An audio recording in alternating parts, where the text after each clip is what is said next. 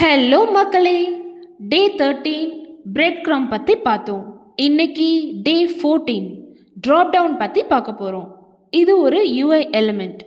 User ஒரு பட்டனை R லிங்கை கிளிக் ஆர் ஹோவர் பண்ணும்போது அப்பியர் ஆகிற ஒரு வெப்சைட் எலிமெண்ட்.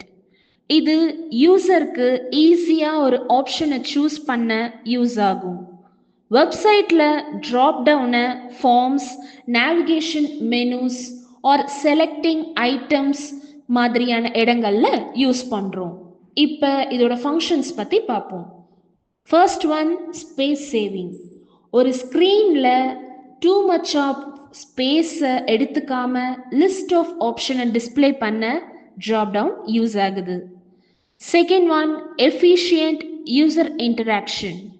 ஒரு யூசர் ஒரு ஃபார்மை ஃபில் பண்ணும்போது சம் லிமிட்டட் செட் ஆஃப் சாய்ஸஸில் இருந்து ஃபார்மை ஃபில் பண்ண நேவிகேட் பண்ணவும் ட்ராப் டவுன் யூஸ் ஆகும்.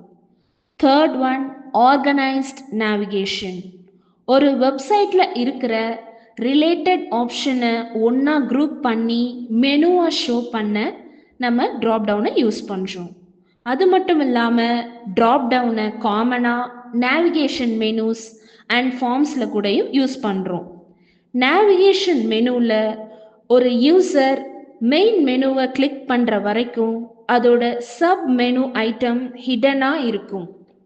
நெக்ஸ்ட், ஃபார்மில் country, gender or payment method மாதிரியான வேல்யூஸ் ஷோ பண்ண ட்ராப் டவுனை யூஸ் பண்ணுறோம்.